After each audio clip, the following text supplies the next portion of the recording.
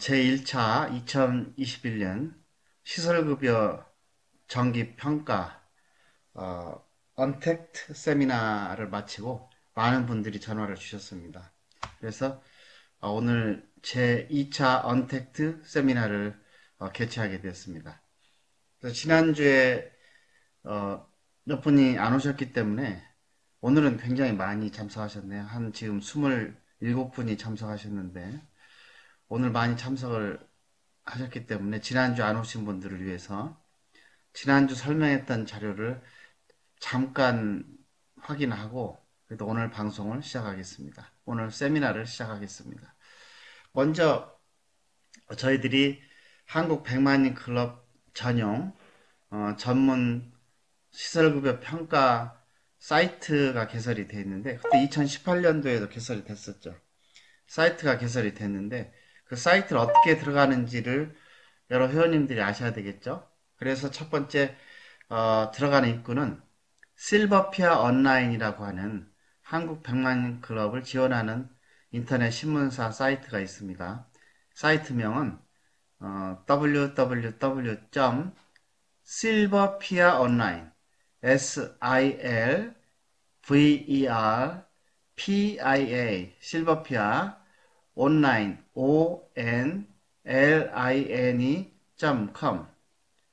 으로 들어가셔서 메뉴 바가 있는데 메뉴 상단에 보시면 여기 메뉴 상단에 보면 2021년 시설 정기 평가 지원이라고 하는 버튼이 있습니다. 그 버튼을 이렇게 딱 누르시면 우리 노인요양시설 평가 준비를 위한 품질관리 A 플러스 플랜이라고 하는 한국 100만인 클럽의 평가 지원 사이트가 있습니다. 그래서 그 지난주에 대충 개요를 말씀드렸지만 요 사이트를 어떻게 활용하느냐 하는 것을 간단하게 좀 설명드리고 오늘 주제를 시작하도록 하죠.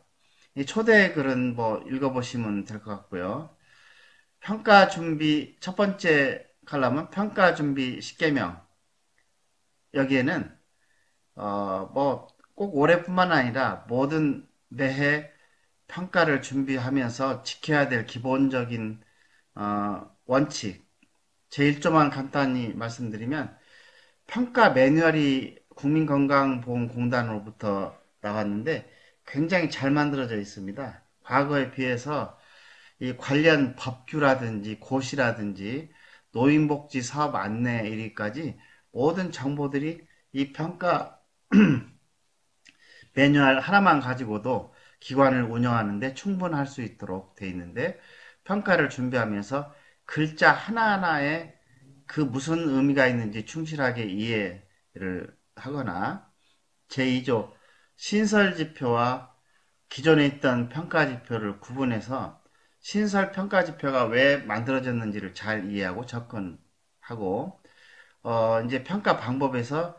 기록이 있고 기록을 확인하는 경우 전사 자료를 가지고 확인하는 경우 현장을 돌면서 확인하는 경우 면담을 통해서 수준을 확인하는 이런 여러 가지 방법이 있는데 이런 것들을 구분해서 준비를 해야 됩니다. 이게 섞여 있기 때문에 나름대로 그걸 잘 구분하지 않으면 missing, 다시 말하면 빠뜨릴 수가 있습니다.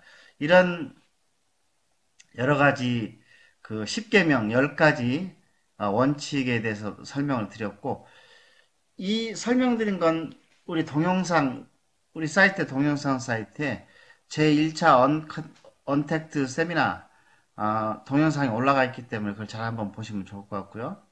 평가 자세 ABC 그 비슷한 말인데 결국 평가 매뉴얼에 충실하라 이제 그런 말이 될 것 같습니다. 두 번째 2020 평가 자료실에는 2021년 평가와 관련돼서 공단이 만드는 직접적인 평가 계획부터 노인요양시설 평가 매뉴얼, 노인요양 공동생활 가정평가 매뉴얼, 그 다음에 시설급여 평가 대상 기관으로부터 이 평가를 받다 보면 나오는 각종 그 지침들이 있는데 안전관리 매뉴얼, 화재 안전 교육 매뉴얼, 유선 질의와 유선으로 유선으로 보호자들이라든지 종사자들한테 질문하는 거 있지 않습니까? 이런 내용들이 뭔지 요약되어 있고 2021년 노인왕설 평가 매뉴얼에 Q&A 2020년도부터 쭉 작업을 했던 건가 봐요. 그래서 Q&A들이 나와 있는데 이제 조금 지나면 다시 2021년도 Q&A가 나올 것 같습니다. 그 다음에 공단이 제공하는 운영 서식집 아래 한글로 되어 있는 운영 서식집이죠. 그 다음에 시설급여 제공 매뉴얼이라고 해서 가끔 가다가 평가 지표에 보시면 시설급여 제공 매뉴얼 몇 조를 보면 어, 자세히 설명이 나와 있다는 말씀 하는데 그런 것도 여기 다 올려놨고 장기환경 안전관리 매뉴얼 그 다음에 케어포에서 잘 정리하고 있습니다. 케어포가 1번부터 50번까지 평가지표에 대해서 잘 요약을 해서 설명하고 있는데 그런 자료들부터 시작해서 그 다음에 이제 우리가 그 면담 과정에서 급여 제공 지침에 대한 것이라든지 노인학대에 대한 것이 있는데 그것을 신체 구조를 활용해서 이걸 쉽게 종사자들이 암기하거나 외울 수 있는 방법을 동영상으로 적어 놓은 겁니다. 동영상을 만들어 놓은 건데 굉장히 지난 2018년 평가에서 굉장히 많은 사람들이 클릭했는데 거의 10,000회 정도 클릭을 하신 것 같아요. 다시 한번 보시면 좋을 것 같고요. 이 밖에도 앞으로 이제 생기는 그런 좋은 자료들은 다 이 2021년도 평가 자료실에 올려놓을 테니까 참고하시면 좋겠습니다. 그리고 이제 그 다음 칼럼은 2021년도 평가 개요인데 여기에는 평가를 준비하기에 앞서서 꼭 읽어보셔야 할 내용들이 그것들을 간추려서 요약을 하고 있고 아직도 완성된 건 아니고 계속 그런 내용을 나오면 추가해 드릴 것입니다. 첫 번째 평가 계획 요약은 2021년도 시설급여 정기 평가 계획이 무엇인지 대상 적용 기간 선정 그 다음에 평가 일정을 어떻게 통보하는 건지 지금 평가는 1차와 2차로 구분하되 먼저 1차인지 상반기인지 하반기인지 일정을 통보하고 이제 구체적인 평가 예정일은 2차로 평가를 하게 된다. 정리하면 두 번 통보를 한다. 한 번은 기간은 상반기인지 하반기인지 일정을 통보하고 그다음에 이제 상반기 또는 하반기 평가에 가서는 구체적인 평가 날짜를 평가 예정일 7일 전까지 통보를 하는 그런 방법이다. 라고 이렇게 설명을 자세하게 해주고 있죠. 그 다음에 이제 평가 지표 구조가 무엇이냐? 평가 지표는 평가 매뉴얼 이해를 할 때 평가 방향이 무엇인지, 평가 기준이 무엇인지, 척도는 무엇을 하고 있는지, 그 다음에 지표 적용 기간은 언제인지, 또 평가 기준에 따른 확인 방법은 무엇인지 이런 것들이 다 나와 있습니다. 지표별로. 그리고 각 지표별로 이번에 특성이 공단을 우리가 칭찬을 많이 해주고 싶은데 이번 특성이 각 지표별로 근거 법령 정보의 상세화라고 해서 법 체계대로 노인복지법 시행규칙, 장교환보험법 시행규칙, 고시, 노인복지사업 안내 등으로 체계화해서 법령을 제시하고 있는 것이 특징이라고 볼 수 있습니다. 평가지표 조건도 이 평가지표가 복잡하게 되어 있는 것 같은데 그렇게 복잡하게 되어 있는 그 이유는 우리 중고등학교 다닐 때 수학 시간에 or, above, 연간 이런 표시를 그런 것들을 배웠죠. 뭐뭐나 뭐뭐 두 가지 또는 세 가지 조건 중에 하나만 충족할 때를 5월 조건이라고 한다. 평가 지표에 많이 나옵니다. 뭐뭐이나 뭐뭐 이렇게. 그 다음에 뭐뭐과 뭐뭐 및 뭐뭐는 두 가지 이상의 조건을 충족할 때, 두 가지 조건을 동시에 만족할 때 and 조건, 개시 및 수록한다. 그러면 개시도 해야 되고 수록도 해야 되는 것이죠.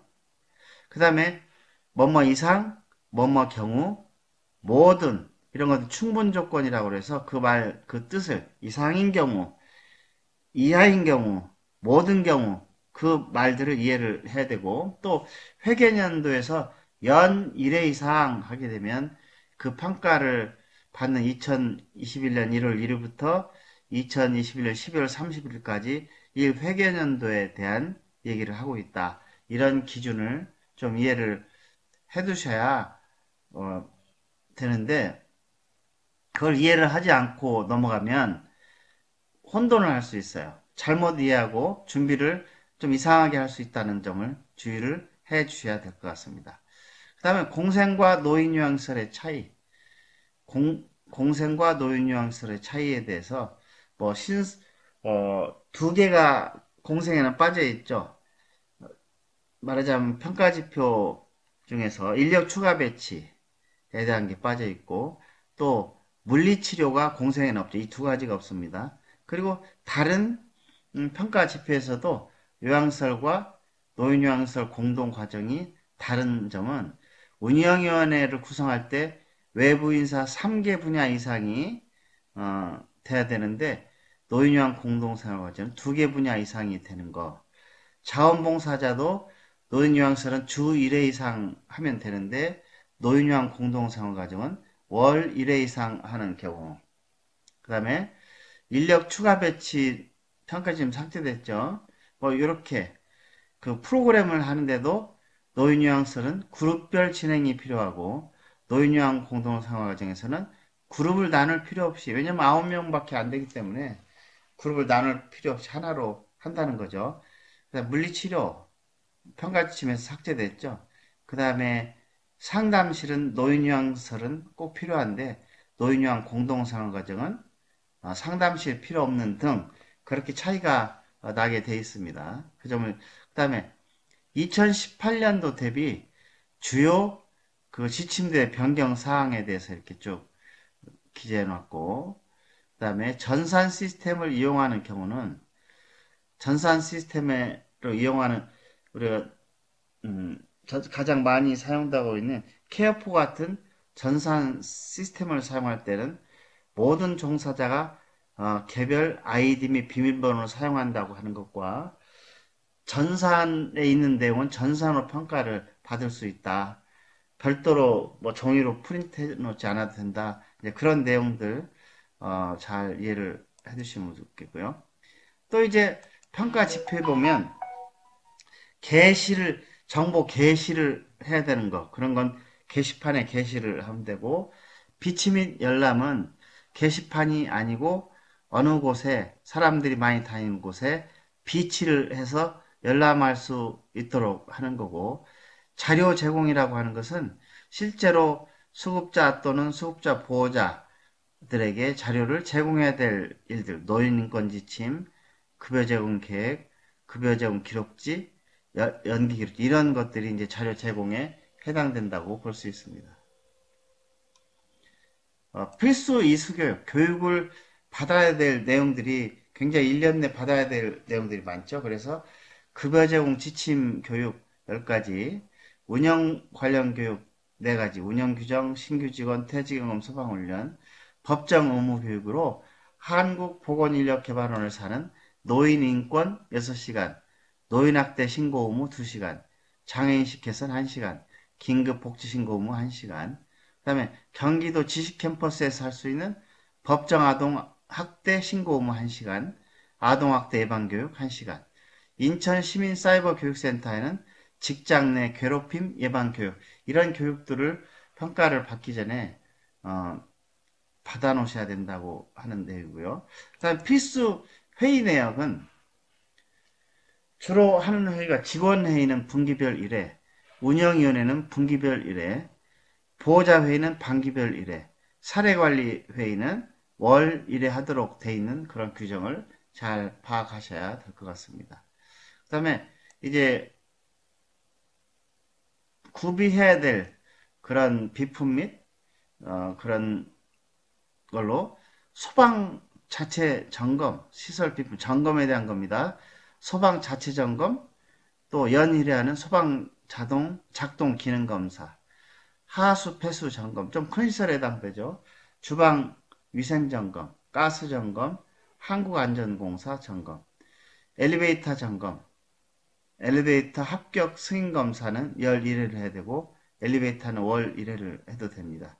자체시설 안전점검 월 1회, 자체 전기 안전점검 대행은 월 1회 하도록 되어 있고 한국전기안전공사 점검은 연 1회 하도록 되어 있죠. 실내에서도 응급의료기기 점검, 상용의약품 점검 이런 것들이 우리가 꼭 해야 될 일인 것 같습니다. 실내 소독은 이번 분기 매뉴얼에 보니까 분기별 1회로 고쳐져 있네요. 제가 정정을 하겠습니다. 분기별 1회가 됩니다. 적어놓겠습니다. 소독은 분기별 1회. 지난번까지는 2달에 한 번씩 했었는데 좀 약화된 것 같습니다. 그 다음에 이제 이번 평가에서 코로나에 관련된 그런 게 아주 자세하게 볼 것 같습니다. 그래서 코로나는 주로 3단계로 이루어지고 있고 그리고 거기에 대해서 이제 또 대처하는 방법도 여러 가지로 나눠져 있는데 이 코로나19 단계별로 어떻게 대응을 해야 되느냐 하는 그런 내용을 별도로 우리가 만들어 놓은 게 있습니다. 뒤에 가서 보여드리겠습니다. 그 다음에 교육 및 연간 업무 계획표. 그래서 이것은 실제로 그 현장에서 사용하고 있는 것을 1년 12개월 또 수시로 교육을 해야 될 부분, 교육 분야, 회의 분야, 질평가 분야, 케어 분야, 그 다음에 기타 분야로 정리를 해 놓은 겁니다. 그래서 체크할 때 한 번씩 들여다보시면 굉장히 좋을 것 같습니다. 면담 시 주요 질문. 이제 면담 시 주요 질문이 제일 좀 종사자들이 떨고 있는 부분이죠. 불안해하고 있는 부분인데 어렵게 생각하지 말고 이 정리한 것들을 대강 눈으로 자주 보면서 기억에 남을 수 있도록 이걸 케어포에서 제공한 자료가 되겠습니다. 그 다음에 응급상황 대응 지침, 숙지사항은 역시 낙상이나 질식, 경련, 화상, 심정지, 그 다음에 할머니법 이런 생겼을 때 응급 조치하는 방법에 대해서 기억을 하면 좋은데 이걸 다 기억할 수는 없잖아요. 자주 보면서 이런 걸 크게 벽에다 걸쳐놓고 자주 보면서 일반적으로 머리에 자동적으로 입력되게 하는 게 제일 좋은 방법일 것 같아요. 한번 사용해 보시면 좋을 것 같습니다. 역시 급여 제공 지침에서도 알아야 될 그 10가지 지침들의 기본 내용을 여기다 적어 놨으니까 이것도 자주 확인하면서 해보시면 좋을 것 같습니다. 이것도 케어포에서 제공한 겁니다.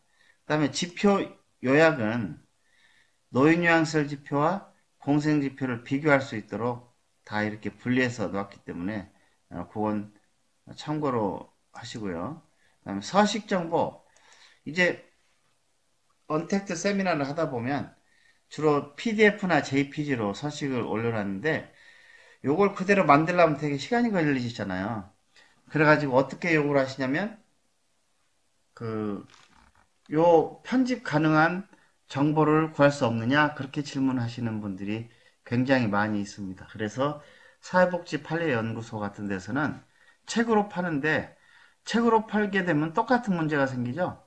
이게 만드는 데는 시간이 걸리죠.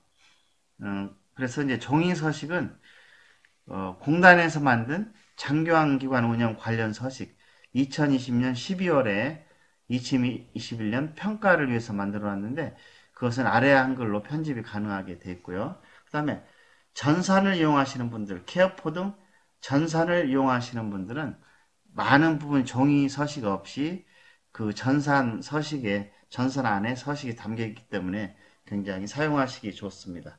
그 다음 사례 샘플을 요구하시는 분들은 사회판례연구소 평가자료집이 5만원에 팔고 있기 때문에 그거 신청하시면 되시고요.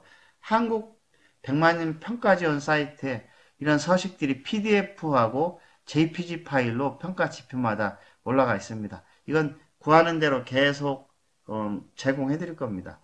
그런데 이제 편집이 가능한 서식은 공단에서 발표한 일반적인 서식 외에 최우수 기관, A등급을 받은 기관들이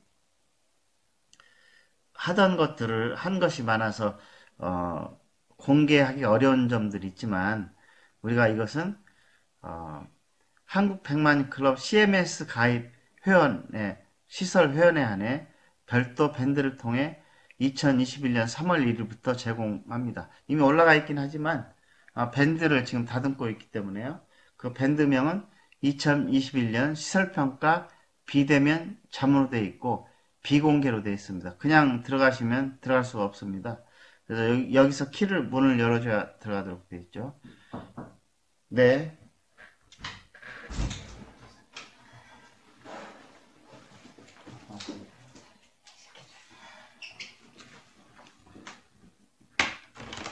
이제 잠시 방문객이 있어가지고 잠시 늦었습니다.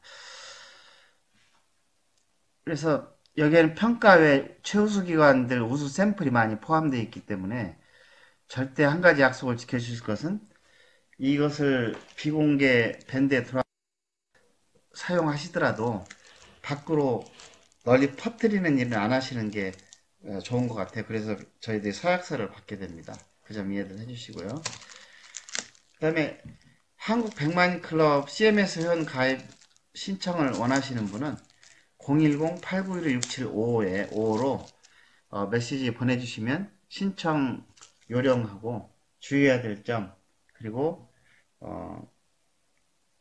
가입 신청서를 보내드리겠습니다. 근데 한 가지 여기서 주의하실 점은 제3기관에서 만든 서식을 재활용하는 경우가 많은데 그때는 반드시 해당 기관에 맞게 수정 보완하셔야 합니다. 이게 만약 실수로 전 기관의 이름이 그대로 나오는 서식을 쓰시는 분이 계세요. 그러면 평가 이 지표에 대해서 무효화 당할 수도 있기 때문에 불이익을 당하지 않도록 조심하셔야 됩니다.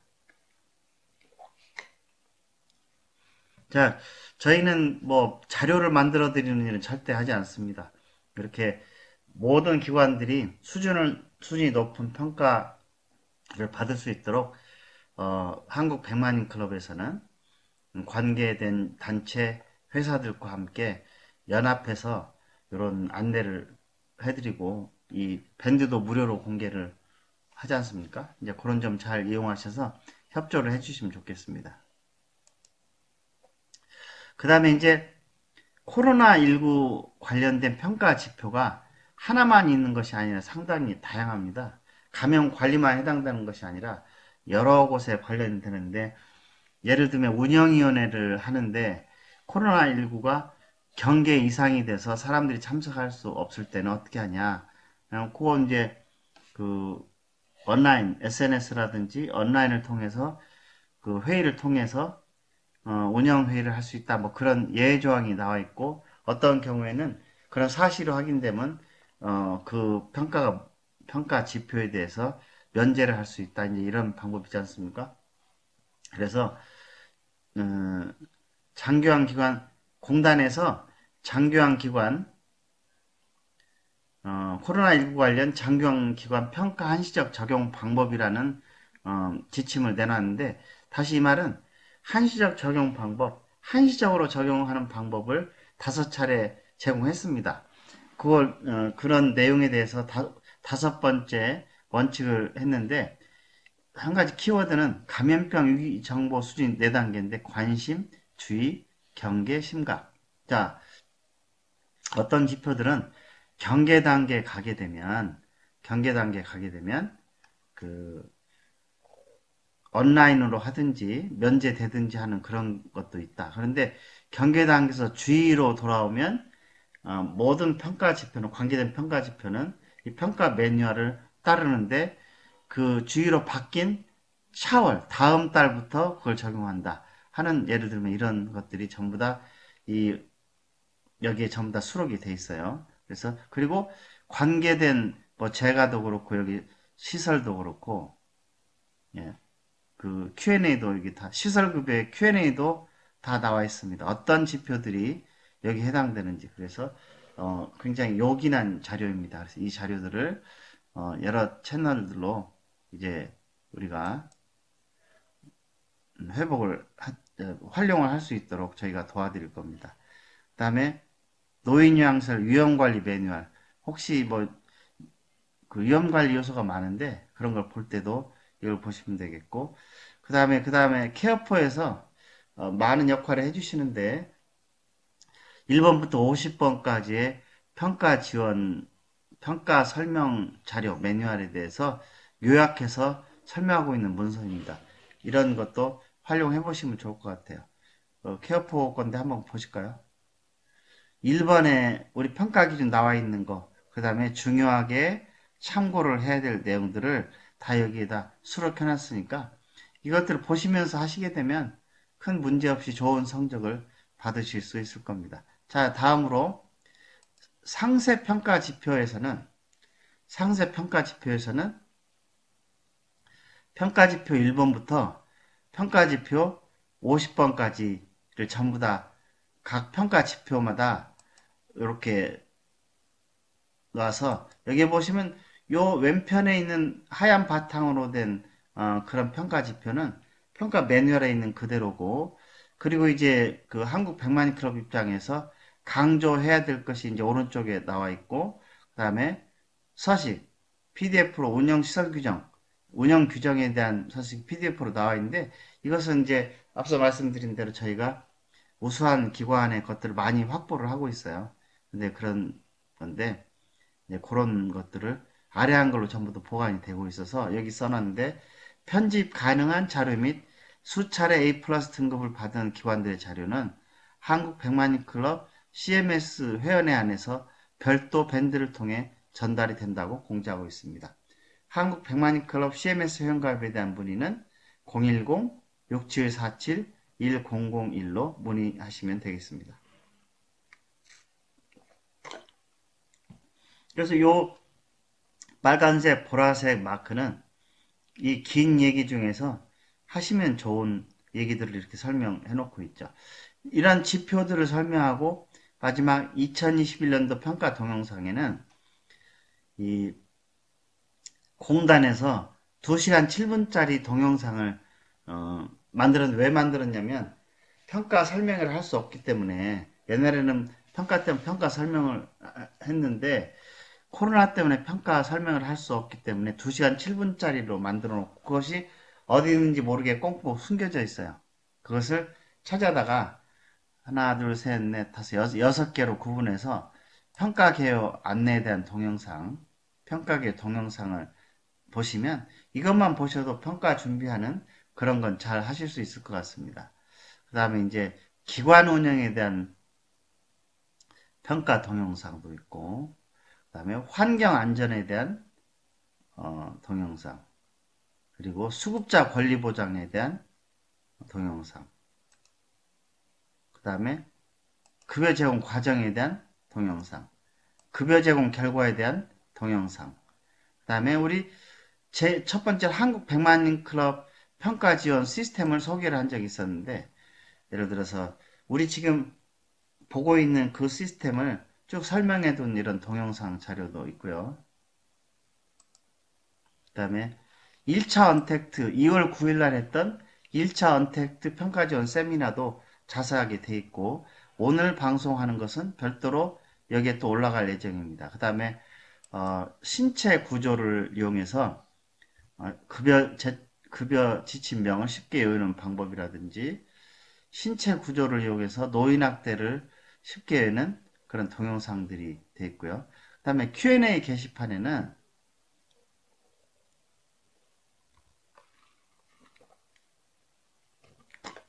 이제 이것도 잘 만들어진 게시판입니다. 평가의 유의사항들은 여러분들이 이제 질문을 하신 거, 그런 것들을 전부 다 이 안에서 질문하시면 답변을 저희가 해드립니다.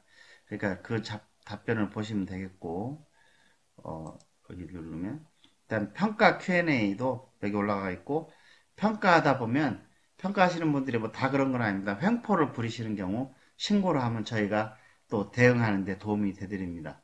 또 평가 미담 속에 아름다운 얘기도 있을 수 있죠. 그런 것들은 미담에다 소개를 하시면 되겠습니다. 그다음에 이제 저 사이트 마지막으로 이게 이 우리 한국 백만 클럽 공공정책 시민감시 다니는 약도가 여기 있고요. 여러분들이 궁금하신 거 있으면 무엇이든 물어보세요. 이곳으로 쫙 해서 적으셔서 보내주시면 제가 받고 그것을 답변을 꼭 해드립니다. 한 분 한 분 다 답변해 드리니까 이 코너를 많이 이용해 주시면 좋겠습니다. 그 다음에 혹시 이런 사이트를 운영하는 데는 사실은 시간도 많이 걸리고 비용도 많이 걸리는데 저희들이 무료로 하다 보니까 혹시 이런 걸 이용하셔서 하시는 일에 좀 도움이 되셨다고 생각하시는 분에 한해서는 의무적인 건 아닙니다. 강제사항은 아니지만 아래 계좌번호 국민은행 공공정책시민감시단 이 계좌가 한국 백만클럽 공식 후원 계좌입니다. 왜냐하면 한국 백만클럽에는 여러 개의 단체가 관여를 하고 있는데 공공정책시민감시단이 중심이 돼서 계좌를 운영하고 있습니다. 자, 여기까지 사이트에 대한 그런 기본적인 내용들을 정리를 해드렸고 이제 제2부 순서에서는 상세 평가 지표를 하나하나 들어가 보면서 설명을 드리는 시간으로 갖겠습니다. 한 10분 정도 쉬셨다가 우리 다시 2부 순서 진행하도록 하겠습니다. 감사합니다.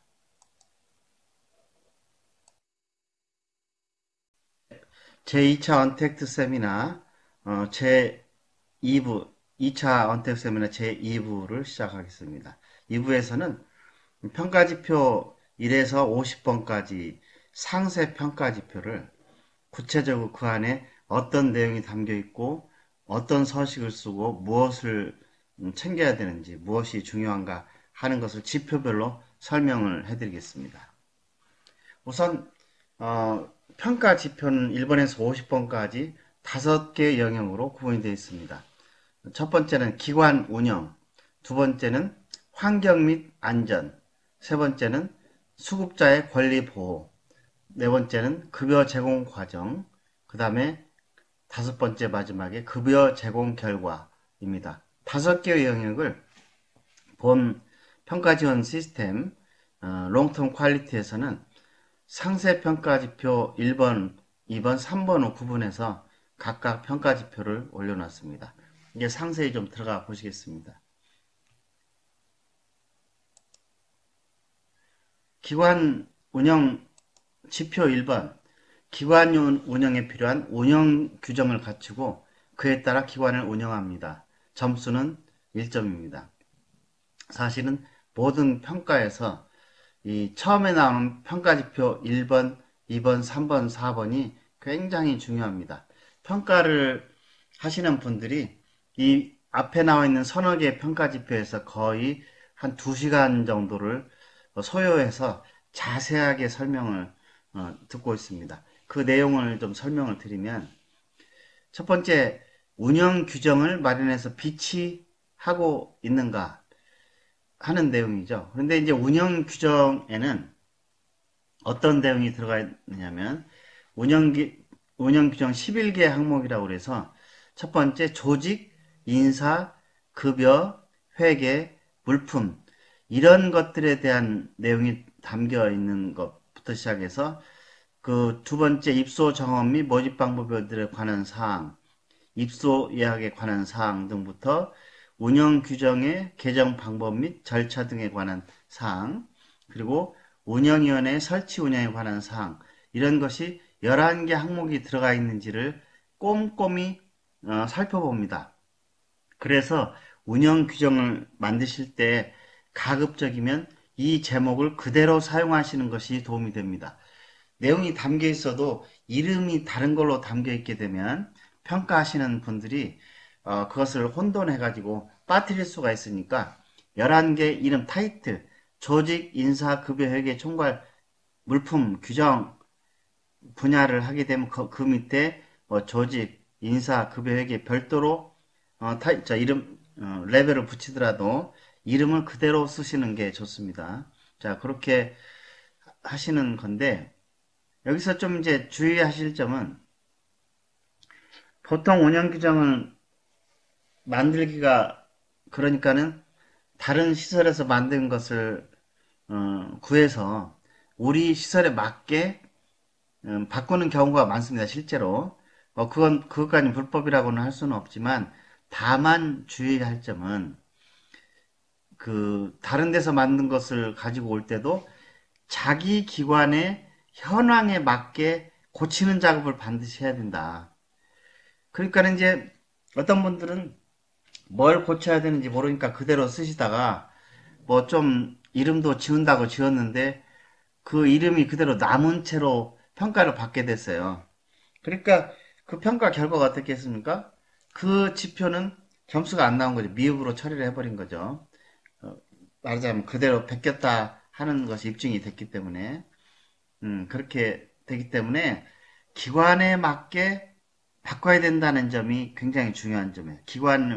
이 운영 규정에 따라서 운영하는지를 확인하는 것을 반드시 거치니까 그 요령은 원장님들이 쭉 읽어보시고 아, 이 타이틀이 11개 항목은 다 있어야 되는 건 맞고 아, 이것은 우리 기관에 해당되지 않는다 하면 과감하게 지우셔야 됩니다. 앞으로 할 거다. 그런데 이제 그냥 넣겠다 하는 것보다는 지금 평가를 받는 시점에서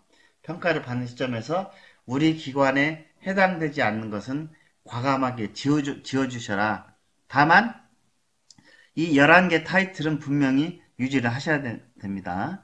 그 다음에 이제 또 한 가지 확인하는 것은 이 운영 규정에 따라서 운영하는 걸 다음에는 운영 규정 내용 중 변경이 됐을 때는 그것을 절차에 따라서 운영 규정 여기 10번에 보면 운영 규정의 개정 방법 및 절차 등에 관한 사항이 나와 있잖아요. 그 절차에 따라서 운영위원회 그 구성원이 어떻게 돼 있고 과반수 이상의 득표를 해서 바꿨는지 이제 그런 세부적인 운영 규정의 개정 방법 및 절차 따라서 그걸 적법하게 했는지를 꼭 해야 되고 증빙을 준비해야 됩니다. 운영 규정을 위한 이사회를 열었다, 운영위원회를 열었다, 직원회의 등에서 알렸다 이런 내용들이 반드시 구비를 해야 됩니다. 이렇게 그래서 그 점을 하시면 좀 문제가 없을 것 같습니다. 두 번째 지표로 넘어갑니다. 두 번째 사업계획도 굉장히 평가자들이 꼼꼼히 보는 사항인데 이 연도별로 사업계획을 수립해야 되니까는 지금 2018년까지 우리가 받았잖아요. 2019년 사업계획, 2020년 사업계획, 2021년 사업계획이 필요한 겁니다. 세 개의 사업계획이 만들어져야 되고 거기에 따른 예산서를 수립해야 되고 예산서도 세 개가 되겠죠. 예산서를 수립해야 되고 이미 예산서는 해마다 우리 수립하지 않습니까? 매년 12월 26일 날, 25일 날 제출하게 돼 있죠.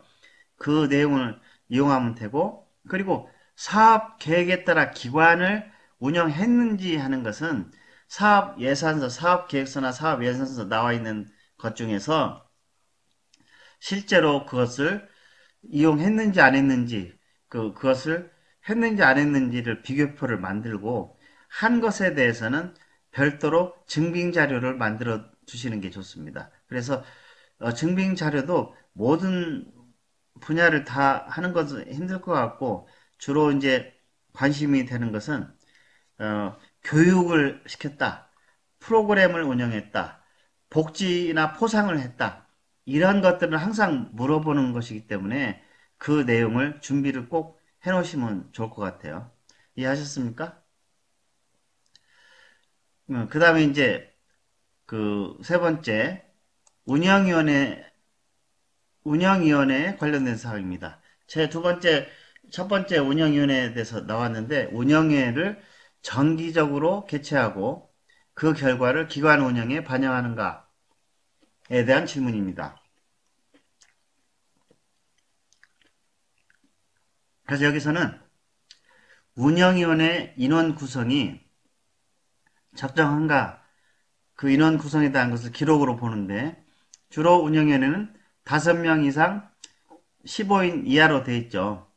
그 다음에 그 중에서 외부 인사는 상계 분야에 각 1명 또는 2명이고, 공사의 경우는 2개 분야에 각 1명이 2명으로 돼 있죠. 그래서 이제 내부 인사로는 시설의 장, 시설장, 시설 거주자 대표, 시설 종사자의 대표로 구성이 되면 될 것 같고, 외부 인사로는 시설 거주자의 보호자 대표, 사회복지 공무원, 후원자 대표, 후원자는 뭐 민간인사는 많지 않기 때문에 주로 사회복지 법인에 해당되겠지만, 지역주민, 공익단체 추천인, 전문적인 지식과 경험이 풍부한 자. 그래서 이제 민간기관의 경우는 이렇게 뭐 공무원들이라든지 거룩하신 분처럼 보이는 분들을 보통 모시는 경우를 좀 두려워하세요. 그래서 보통 많이 하시는 게 보호자 대표, 지역 주민, 그다음에 공익단체 추천인은 복지법인 같은 데는 반드시 그렇게 해야 되고, 전문적인 지식과 경험이 풍부한 자, 이런 분들을 많이 하도록 되어 있죠. 그리고 운영위원회를 분기별 1회 이상 개최하고 회의록을 작성해야 하는 그런 게 있습니다. 그 다음에 운영위원회 회의 결과를 기관 운영 등의 연 1회 이상 반영한다. 그러니까 기관 운영 계획 등에 반영을 하는 것을 보고 있습니다. 그래서 여기서 이제 각종 운영위원회 구성, 또 내부 구분, 반영사항, 운영위원회 회의록, 이런 자료를 여기다 첨부를 해놨고, 그 다음에 이제 운영위원회 회의록을 여기다 이렇게 한번 올려놨습니다. 그래서 이 내용을 참고하셔서 좋은 성적 있으시면 좋겠고, 그 다음에 지표 4번 인력기준 준수입니다. 인력기준 준수는 그 노인복지법 시행규칙 별표 4에 나와 있는 인력배치 기준을 이 내용은 다 알고 계실 거고, 이게 인력배치 기준을 준수하지 못하면 준수하지 못하는 달에는 감산을 당하게 됩니다. 그래서 이것을 지켰는지 안 지켰는지는 우리가 자료를 제공하는 것이 아니라 공단에서 그 자료를, 전산 자료를 가지고 나와서 보는데, 거기에 틀린 것이 있으면 반드시 지적을 해주시는 게 필요하고요. 예. 요 인력배치 기준 나와 있는 노인복지법 시설 기준에 대한 것을 잘 모두 이해를 하실 거고, 이게 그 예외사항이 좀 특별 사항들이 있는 것들도 잘 보시면서 준비하시면 좋겠습니다. 그 다음에 인력 추가 배치 기관 운영 지표 5번 인력 추가 배치에 관련된 겁니다. 인력 추가 배치는 보통 이제 그 장교환 기관을 운영할 때 가산되는 기준이 있어요. 이 장교환 급여 제공 기준 및 급여 산정 방법에 대한 고시에 보시면 이 가산에 해당되는 그런 항목이 있는데, 이게 인력 추가 배치 대상입니다. 고시에 가산하도록 되어 있는 거 말고 다른 것은 인정이 안 되고 있죠. 그런데 여기서 주의할 점은 주로 이제 100인 이상 시설에서는 추가 배치를 많이 하죠. 왜냐면 인력들이 많으니까 뭐 사회복지사도 가산하고 요양보호사 가산하고, 그런 곳은 점수를 따기 좋은데, 이 추가 배치를 할 정도로 재정이 충분하지 않은 곳은 이걸 다루기가 굉장히 힘듭니다.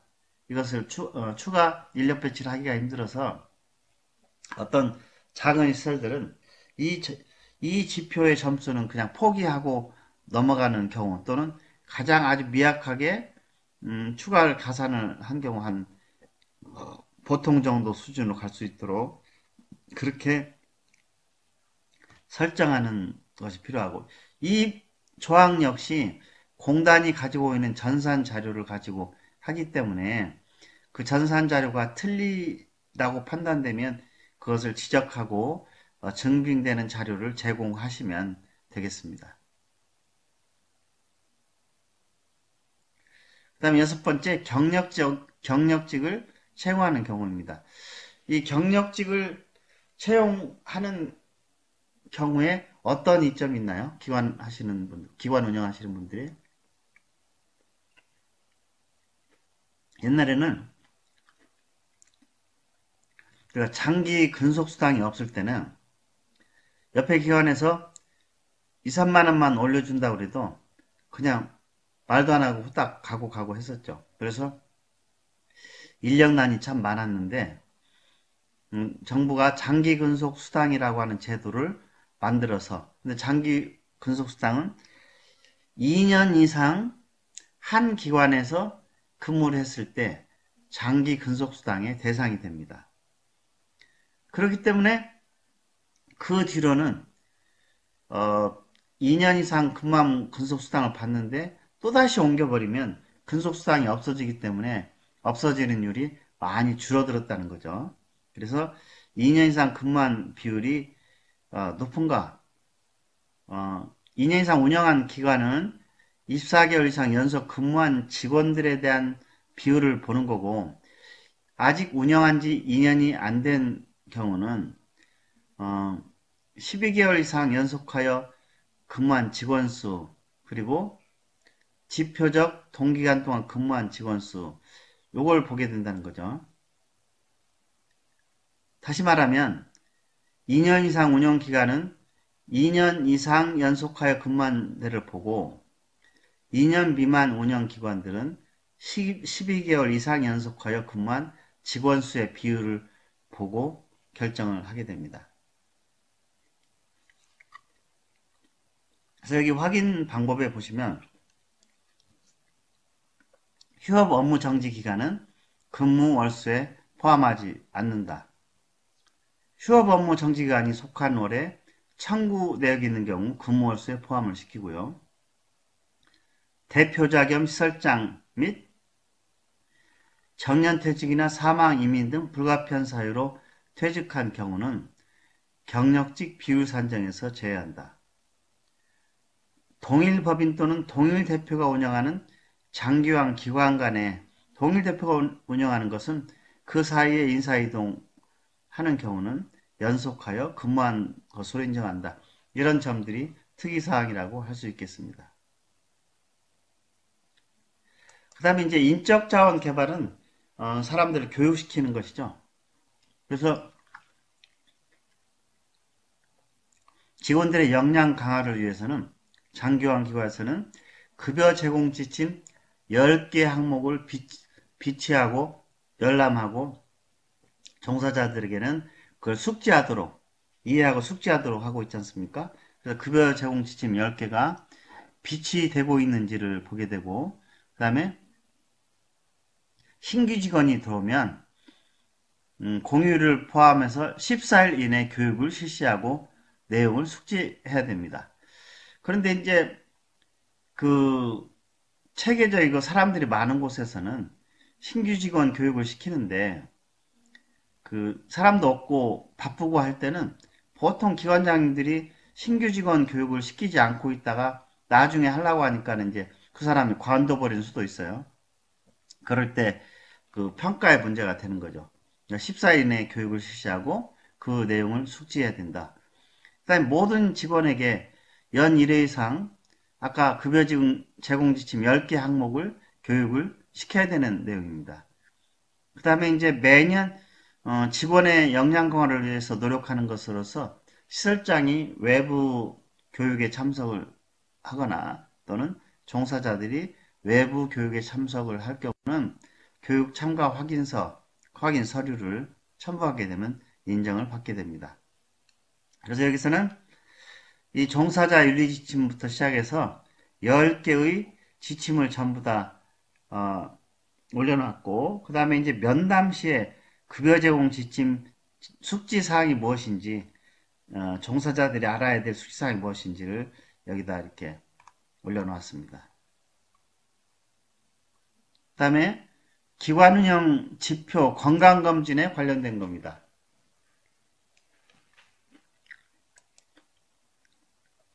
건강검진에 관련된 것은 직원의 건강관리를 위해서 정기검진을 매년 실시한다라는 것이죠. 그래서 직원은 혈액검진을 포함한 건강검진을 매년 1회 실시하도록 되어 있습니다. 그런데 수준은 어떤 수준이냐면 국민건강보험공단에서 실시하는 일반 건강검진 수준이면 충족되는데, 그 건강검진에 포함되어야 될 내용은 계측검사, 요검사, 혈액검사, 영상검사 및 판정이 되겠고요. 그런데 여기서 이제 주의할 될 점은 신규 입사자, 경력직 사원들은 주로 많이 그 1년 내에 하면 되니까는 괜찮은데, 신규 입사자들 때문에 점수를 깎이는 경우들이 발생합니다. 어떤 경우냐면 신규 입사자는 근무 시작 일자까지 건강검진 결과 통보서를 제출해야 됩니다. 그런데 이제 바쁘게 인력이 필요한데 어제 면담하고 오늘 왔어요. 근데 오늘 왔는데 건강검진을 가지고 와야 되는데 그걸 말을 안 했든지 바빴든지 안 가지고 왔어요. 그렇게 되면 안 된다는 거죠. 그래서 그 전날까지 건강검진을 하고 건강검진 결과 통보서를 근무 시작일까지 가지고 오는 것, 통보서를 제출해야 되는, 이게 중요한 거다. 이해하시겠습니까? 그래서 그걸 못 지켜가지고 점수를 깎이는 사례도 있으니까. 그런데 직원 하나만 안 가져도 빠져도 이건 점수가 안 나옵니다. 예, 그 점을 이해를. 30명 중에 29명이 건강검진을 했고 한 개가 빠졌다면 29점을 주는 게 아니고 그 아주 미흡으로 되니까. 그러니까 95% 이상이면 0.75, 90% 이상이면 0.5, 그 다음에 보통의 기준 0.5를 충족하지 못하면 0점이 된다는 것을 이해를 하셔야 됩니다. 이해하시겠죠? 예.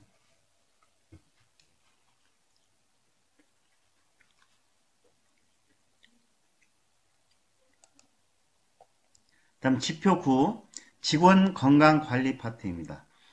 직원 건강관리 파트는 직원의 건강관리를 위해서 꼭 해야 될 일은 모든 직원이 근골격계 질환 검사를 연 1회 이상 실시한다는 것입니다.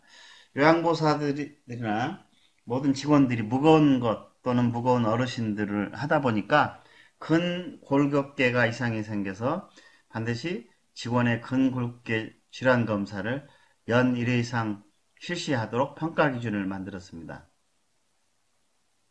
그래서 그 근골격계 질환의 확인사항은 일자, 검사 자료, 대상자 설명을 하도록 되어 있고, 그런데 검사들은 하는데 빠뜨리는 것이 두 번째인데, 근골격계 질환 검사 결과 증상이 있는 경우는 적절한 조치를 취했는지 하는 기록이 별도로 마련돼야 됩니다. 그 기록이 마련돼야 되고, 그 다음에 세 번째,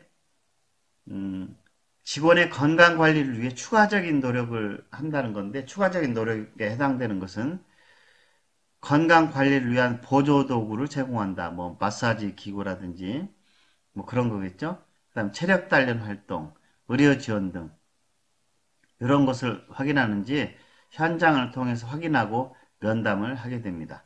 그래서 근 골격계에서 신경을 많이 써주시고요. 자, 다음 지표입니다. 그 다음에 지표 10번 직원 복지 향상입니다.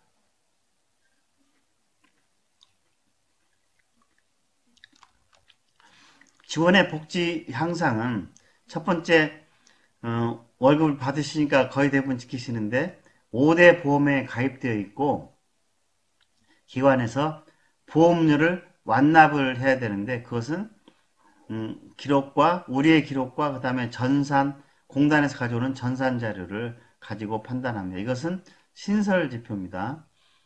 18년도까지 4대 보험이었는데 여기다가 장교양 보험을 포함시켜서 5대 보험으로 계상을 했습니다. 두 번째는 퇴직급여제도를 운영하는가 하는 것이죠. 퇴직급여제도를 운영을 확인할 때 자금 지급 여부, 퇴직급여를 지급했는지를 보는 거죠. 그런데 퇴직급여 제도가 무엇인지는 우리가 퇴직금을 기관에서 적립할 수도 있고 퇴직연금을 가입하는 경우도 있을 수 있죠. 그래서 퇴직연금을 가입하는 경우는 DB형과 DC형이 있습니다. 근데 DC형은 매달 급여를 받으면 그것의 13분의 1을 연금으로 가입을 하는 경우인데요. 그 경우는 나중에 월급이 올라도 회사에서 별도로 지급할 의무는 없는 것이 DC형이고 DB형은 똑같이 매달 월급을 받으면 13분의 1을 적립하는데 만일 나중에 그 돈이 뭐 자동적으로 불어났으면 몰라도 그것이 드러나지 않고 부족한 부분이 생기면 새로 이제 퇴사를 하려고 하면 세월이 흘러서 월급이 많이 올랐잖아요. 그럼 퇴직금 자체가 많이 오른 경우가 되겠죠. 그런데 13분의 1을 적립한 것은 나중에 올랐을 때 퇴직금에 비해서 적기 때문에 부족하게 되는 것을 시설에서 대신 내줘야 된다는 그런 어려움이 있습니다. 자, 그런 것들을 잘 판단해서 하시면 좋겠고, 한 가지 이제 재미나는 것은 제가 지금 말씀드린 DB형과 DC형에서 종사자들은 DB형을 선호하고 기관에 계시는 기관장님이라든지 간부 기관장님들, 실장님들은 대표자나 실장님들은 DC형을 선호합니다. 근데 최근 노동조합이 들어와가지고 DC형은 종사자한테 불리한데 DC형으로 한 것을 DB형으로 고쳐라 라고 데모를 하는 경우가 종종 신문에 나옵니다. 그런 때 대응하는 방법은 제가 그 노조위원장 아닙니까? 그래 잘 아는데 그럴 때 대응하는 요령이 있습니다. 어떻게 하냐면은 이 DB형하고 DC형을 결정할 때 그 당시에 결정할 때 종사자의 동의를 50% 이상 받아야 결정하게 돼 있어요. 그런데 당시 뭐 2년 전, 3년 전에 종사자의 동의를 받아가지고 우리는 그만큼 가입이 돼 있다. DC형에 가입이 합법적으로 돼 있다는 거죠. 노조에 대응할 때 합법적으로 돼 있는 것이고 앞으로 변경하게 되면 그것을 종사자 50%가 동의하게 되니까 앞으로 변경할 때 그래서 그 논리로 접근하시면 노조의 주장을 잠재울 수가 있을 것입니다. 장편 적립금 등에 대해서 나와 있죠. 그 다음에 잠깐요. 그 다음에 이제 다음 번은 직원 권익보호라는 항목이 있습니다. 직원을 권익을 보호한다는 것의 첫 번째는 표준 근로계약서를 체결하고 그에 따라 보수를 지급받고 있는지를 보는 겁니다.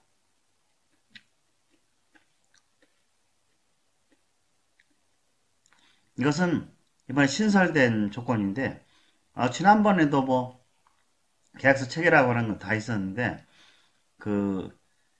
이번에 신설되어 있는 것은 계약을 체결하고 그에 따른 보수를 지급받고 있는지 뭐 거의 대부분이 받고 있기 때문에 문제될 건 없지만 그 내용이 신설이 됐다는 거고요. 직원의 고충을 처리하기 위한 고충 처리 절차를 마련해서 운영하고 있어서 고충 처리 지침하고 고충 처리 대장이 별도로 준비가 돼야 될 것 같습니다. 그 다음에 중앙운영위원회 회의 때 시설 종사자의 대표를 반기별 1회 이상 참여시켜 처우 개선을 위한 의견을 피력하고 그 결과를 연일에 반영하도록 되어 있습니다. 이 말을 좀 더 쉽게 풀어서 하면 운영위원회는 분기별 일에 연 4번이 발생하는데 그 중에서 2번은 종사자 대표를 참여시켜서 처우 개선에 대한 의견을 피력하시고 그러다 기관에서는 그걸 연일에 반영해야 된다는 그런 얘기겠죠. 예, 그 점을 여기 이제 통상근로자 표준 근로계약서 그 다음에 고충 처리 고충 접수 및 처리 대장 뭐 고충 처리 지침 이런 것들을 올려놨으니까 확인하시면 좋을 것 같습니다. 그 다음에 지역사회 자원활동 지표 12 지역사회 자원활동입니다.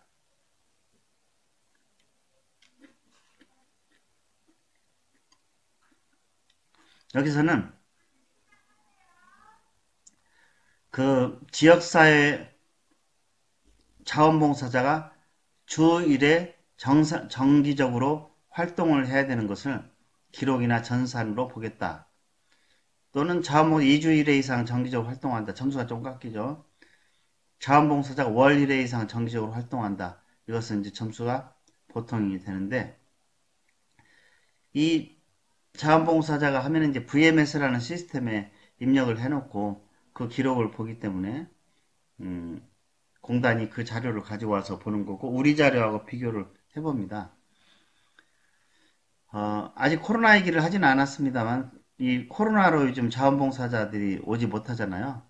그러면 코로나의 상태가 경계 이상의 상태 같으면 자원봉사자가 안 오는 것을 그 상태 때문에 안 온다고 하는 걸 입증을 하게 되면 점수를 다 받은 걸로 그렇게 환산해 주기 때문에 그 노력을 해야 됩니다.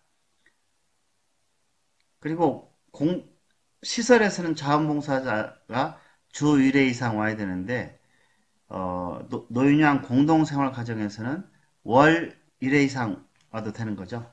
예. 자원봉사자 명단, 자원봉사 일지, 지역사 행사 이런 것들이 여기 서식에 붙어 있습니다.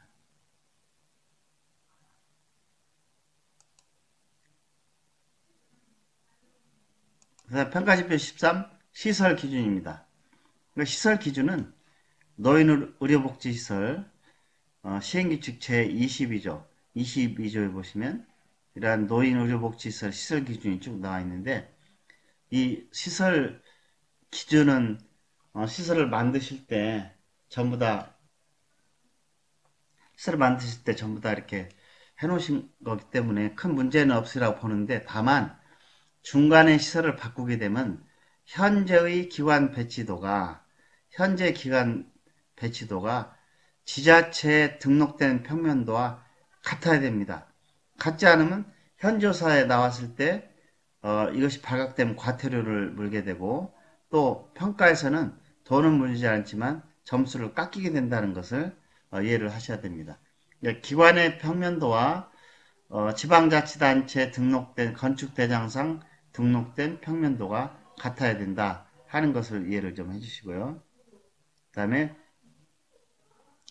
지금 이제 환경안전지표 보고 있습니다.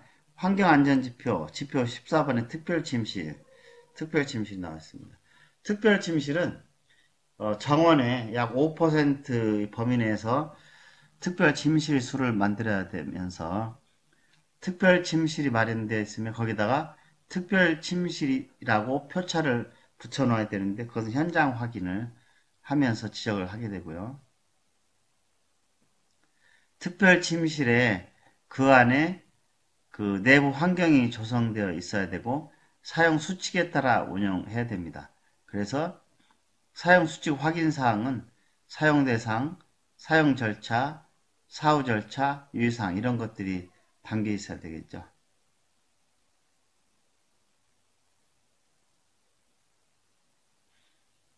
예.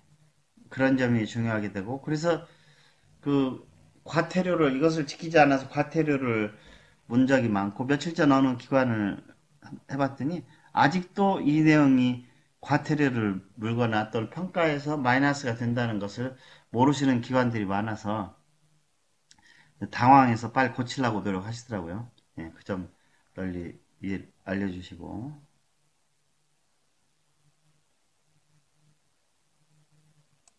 그 다음에 평가지표 15번 수급자가 안전하고 쾌적한 환경에서 생활할 수 있도록 시설 환경을 조성한 것입니다. 여기에서는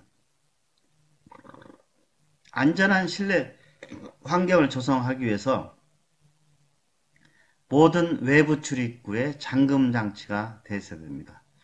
그래서 자동 열림 장치가 있어야 되는데, 자동 열림 장치란 그 화재가 발생하면 자동으로 열리는 장치를 말합니다. 그 다음에 계단 출입구 잠금 장치도 자동 열림 장치가 되어야 합니다. 그냥 닫히는 장치는 안 되고 자동으로 화재가 나면 열리는 장치가 돼야 되고, 주방에도 사용하지 않을 때는 반드시 잠금 장치가 있어야 된다 하는 거고요. 그 다음에 유리가 쭉 있을 때는 충돌 방지를 하기 위해서 표시를 붙여가는데, 거기에는 이제 그 무슨 문양 뭐 이렇게 그런 것들을 붙여놓게 되면 사람들이 오고 갈 때 좀 편하게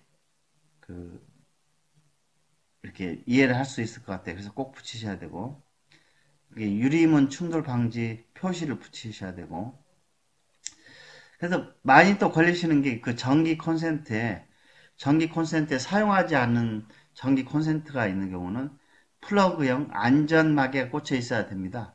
그런데 이제 실사례로 어디 가보면, 어느 집에, 어느 기관에 가보면 콘센트가 어르신의 손이 닿지 않도록 그 상단에다 이렇게 해놓은 데 있어요.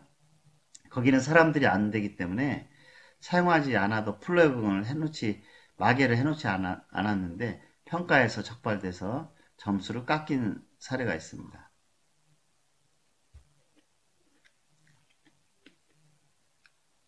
그 다음에 이제 세제라든지 칼, 가위, 그 다음에 이제 라이터, 그 위험한 것들이 밖에 보이면 안 되겠죠? 그리고 잘 정리를 하고 보관을 해야 될 것 같습니다.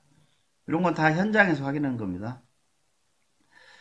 쾌적한 실내 환경을 조성하기 위해서 기관 내부의 채광 및 조명이 적정하고, 기관 내부에 냄새가 나지 않고 창문 개폐가 가능하고 환기장치가 작동을 해야 됩니다. 그 다음에 기관 내부의 온도 및 습도가 적정을 한지를 살펴보고, 기관 내부의 청소 및 시설관리 상태가 양호한지를 봐야 됩니다.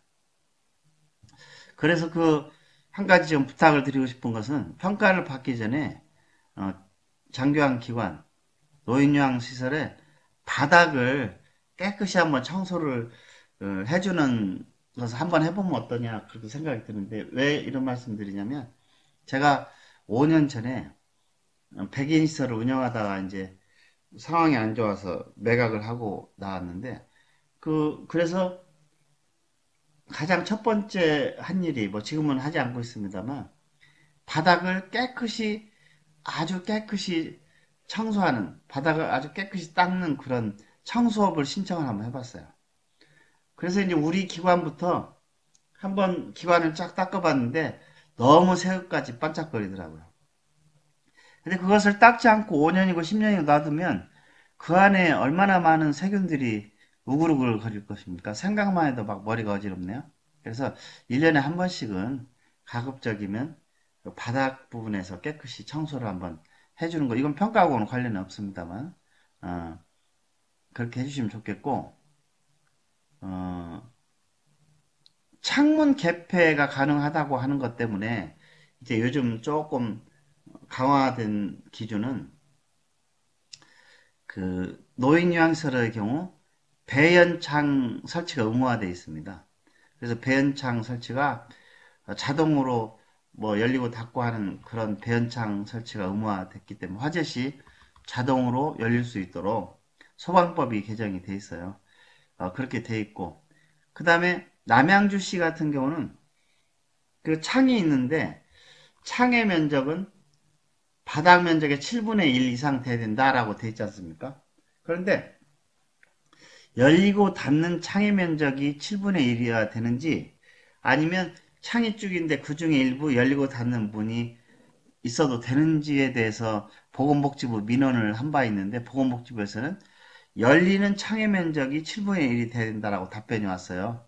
그래서 지금 난리가 났고 그래서 이제 새롭게 시설을 매각이 돼서 등록을 하는 경우에 이게 맞지 않아 가지고 남양주는 지금 올 스탑이 돼 있는 상태입니다. 그래서 이것도 이제 우리가 보건복지부하고 잘 타협을 해서 해결해야 될 문제고요. 그다음에 기관대비 온도, 습도. 온도, 습도는 방마다 있어야 될 건 아니고 어느 한 구석에 습도기, 온도기, 습도기가 있으면 돼야 되고요. 그다음에 도색이 바른다든지 덜렁덜렁 한다든지 도배가 안 된다든지 바닥재가 흔들거린다든지 이런 것은 청소도 하고 상태를 좋게 관리해야 되지 않을까 싶은 생각이 듭니다. 그리고 주 출입구에는 안내 표지판이 있어야 되고 그 다음에 각 층의 위치도 각 실별 표찰 등이 있어야 될 것 같습니다.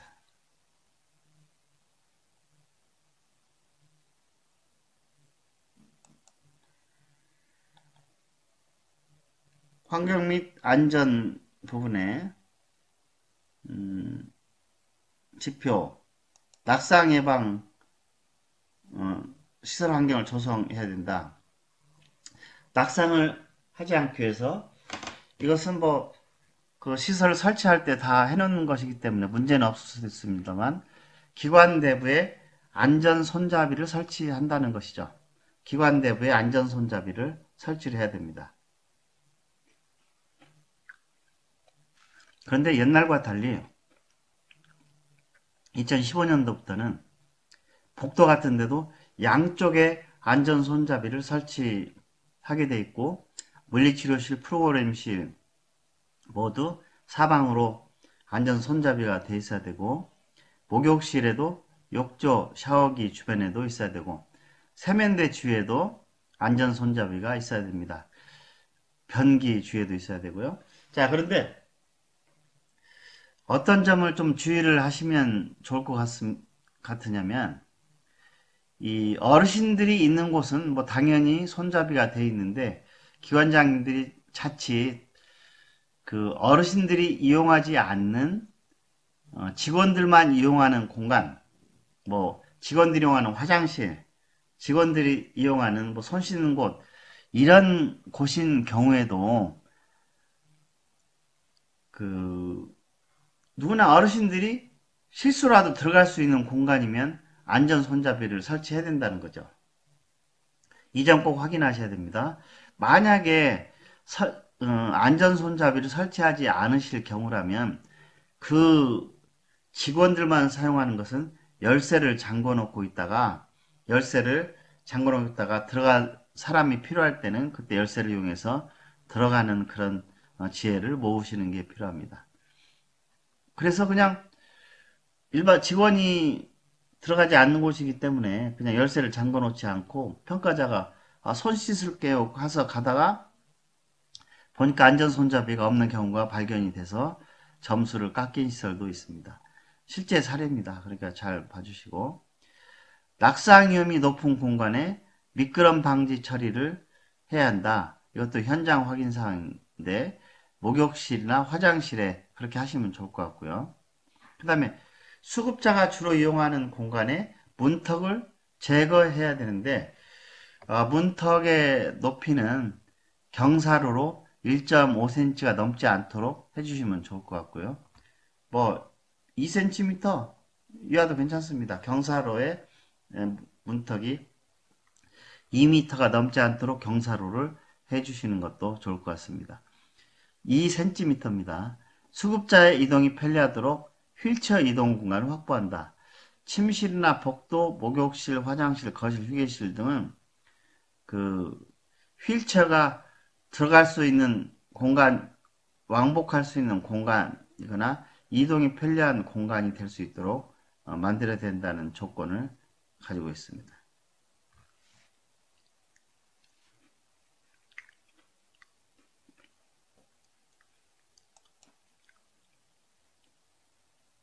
안전지표 17번은 식품, 식당, 조리실 등을 위생적으로 관리하느냐를 보는 겁니다.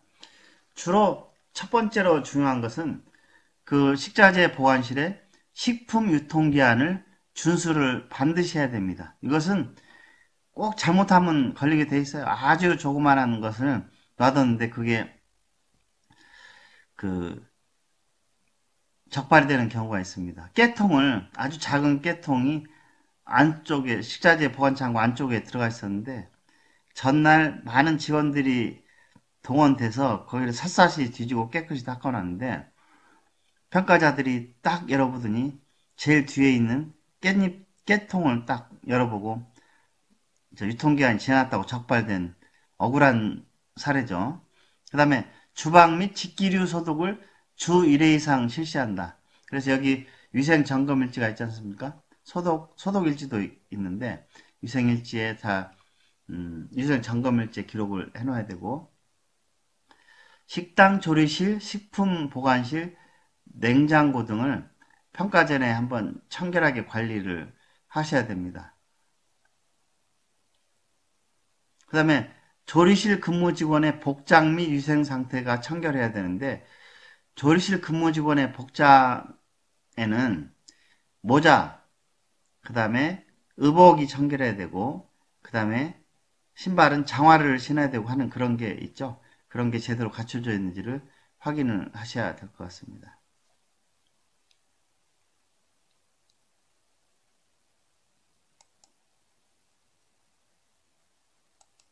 제표 18번 가명관리 활동입니다.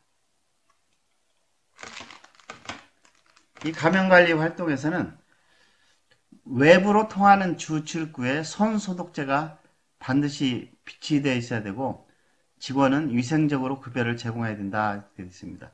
그런데 손 소독제를 오래전에 만들어서 그게 바싹 말라붙어 가지고 눌러도 안 나오는 경우 이런 것들을 평가 전에 꼭 확인해 주세요.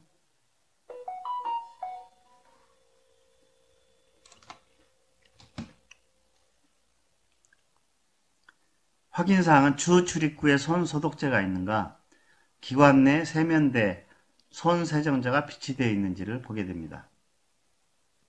두 번째, 간호에 필요한 비품을 소독하고 청결하게 관리하는지를 봅니다. 그래서 일자, 비품명, 소독 방법, 소독지 등을 간호 비품들에 대한 기록을 관리하고 현장을 확인하게 됩니다. 그 다음에 세 번째는 의료 폐기물을 분리하여 배출하는데 의료 폐기물은 그냥 아무 데나 버리는 것이 아니라 의료 폐기물 전용 용기에다가 의료 폐기물을 배출하는데 전문 업체를 통해서 배출하는 것만 인정이 됩니다. 그 다음에 분기별 1회 이상 실내외 전문 소독을 실시합니다. 전문 소독업체는 계약서, 소독증명서, 지출 내역이 필요하고 전문 소독업체를 실시간 경우만 적용이 되게 돼 있다는 것도 알아셔야 될 항목이죠. 다섯 번째, 수급자 생활 환경에 일상 소독을 매일 실시한다. 매일 실시한다. 그러니까 소독 생활 환경을 매일마다 소독 부위, 소독제 그런 것들을 소독하는 그런 것들을 기록하고 면담 시 수행한 내용을 얘기를 해야 되겠다는 얘기죠.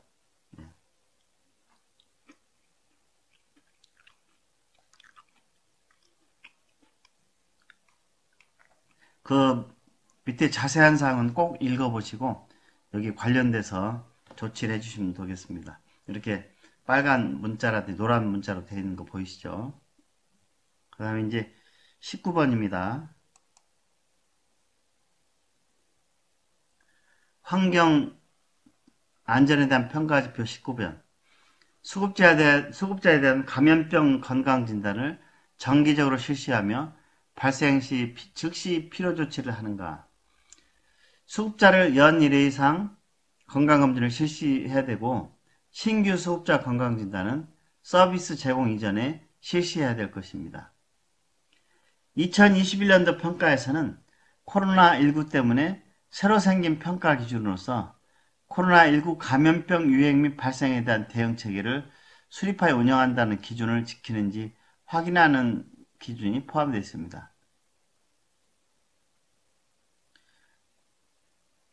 마스크 착용 상태, 보건소를 통해 코로나19 검진 상황, 노인요양실에서 간호사에 의한 자체 검진 후 보고, 확진이 발생한 기관의 격리 및 대응 체계 등을 통한 자료를 준비하고 계셔야 할 것으로 보입니다.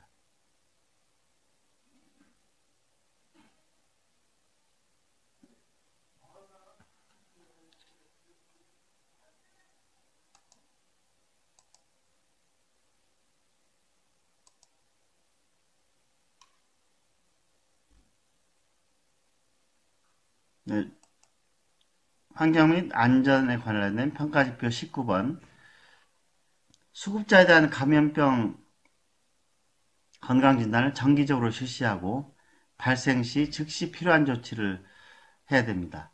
모든 수급자에 대하여 결핵검진을 포함한 건강진단을 연 1회 이상 실시해야 되고 기록으로 남겨야 되죠. 신규 수급자는 결핵검진을 포함한 감염병에 대한 건강진단을 급여 개시 전에 실시하고 건강진단서를 기관에 제출해야 됩니다. 세 번째, 신설사항으로는 감염병 유행 및 발생 시 대응 체계를 수립하여 운영한다는 것입니다. 이미 공단에서 5차례의 대응 체계를 발표했는데 그것이 이제 주의 단계까지는 그 평가 지표를 그대로 점검한다. 그 다음에 위기 이상의 경계 이상의 상태일 때는 상황에 봐서 면제할 수도 있고 또 SNS라든지 온라인 디지털 그 영상 환경을 통해서 회의 환경을 통해서 이를 확인할 수 있다라고 되어 있는 것입니다. 신규 수급자는 급여 개시 전에 건강진단을 하셔야 되고요. 감염병 유행 및 발생 시 대응 체계를 수립하여 운영한다. 지금 말씀드린 대로 코로나19의 대응 단계별로 주의 단계 이하, 그 다음에 경계 단계 이상 이렇게 둘로 구분해서 주의 단계까지는 그냥 평가 매뉴얼에 따라서 검사를 하면 되고 그 다음에 경계 단계가 되면 그것을 상황에 따라서 근거를 대고 면제를 받든지 아니면 어떻게 하는 거죠? 아니면 SN을 통해서 그것을 대체하는 그런 사례가 될 수가 있겠습니다. 이건 신설조항인데 별도 우리가 코너가 있어가지고 이걸 실행하도록 하겠습니다. 감염병 유행 및 발생 시 적절한 조치를 한다. 당연한 말씀이죠. 그 단계별로 감염병 유행이 발생하면 단계별로 그걸 하시면 되겠습니다.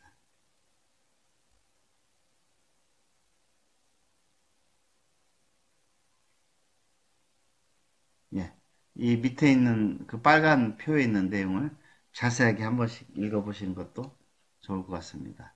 우리가 관계된 서식은 감염병 대응 체계, 그 다음에 감염병 예방 및 관리 지침 때는 어떻게 얘기를 하는지 한번 올려놨으니까 읽어보시도록 하고요. 자, 이제 그 소방시설까지 왔습니다.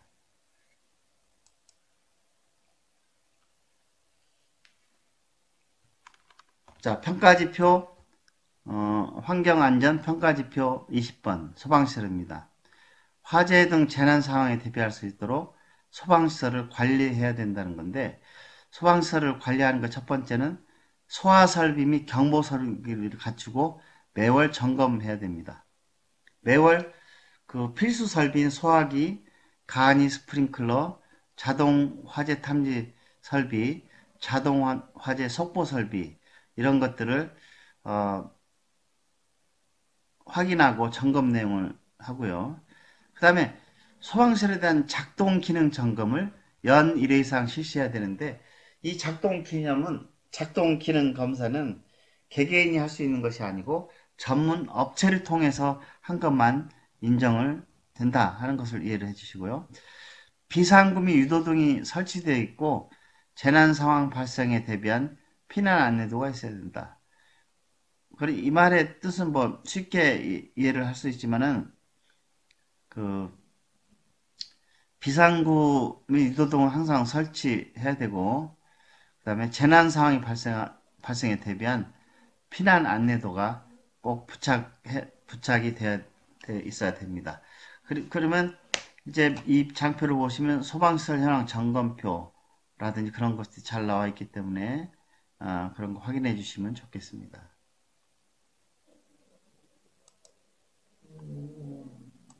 전기, 가스 설비에 대한 거.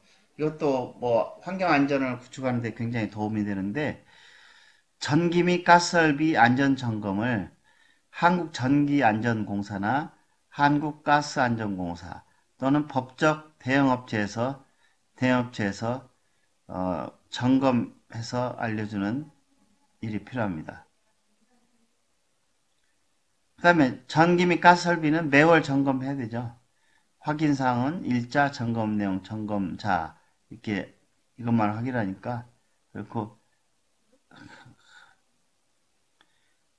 화재 위험 요인을 화재 위험 요인이란 가스, 부탄가스 같은 거, 라이터 등 가연, 인화, 발화, 투하 적용이 되는 것들은 제거할 필요가 있습니다. 눈에 보이지 않도록. 그래서 참고로 전기안전점검표 또는 가스안전점검 대행하는 것을 여기다 올려놨으니까 참고로 하시도록 하십시오.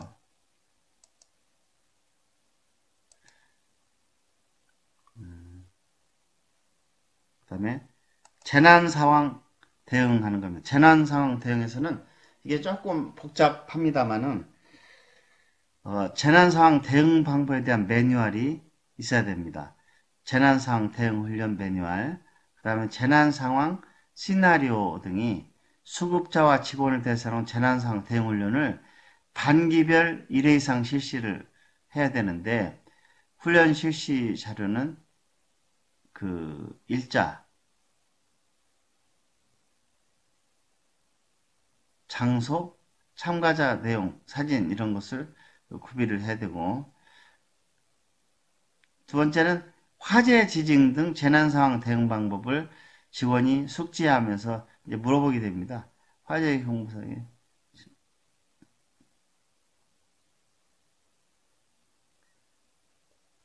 화재, 지진 등 재난상황 대응 방법을 직원이 숙지하고 있는 내용을 면담을 통해서 확인하게 되겠습니다. 화재, 지진 등 재난상황 발생 시 적절하게 대처하는 것이 필요합니다. 예, 그 정도 설명을 드리면 되겠고요. 여기 이제 PDF로 재난상황 대응 훈련, 그다음 재난상황 시나리오를 이렇게 만들어서 활용하시는 게 좋을 것 같습니다. 응급상황 대응은 그 다음에 이제 평가지표 환경안전 평가지표 23번의 응급상황 대응 체계입니다. 응급상황 대응 체계를 갖추고 응급상황 발생 시 적절히 대처해야 됩니다. 그래서 응급상황 발생은 여러 가지가 있겠지만 우리 산소통하고 산소 마스크 연결기 등을 구비해야 되고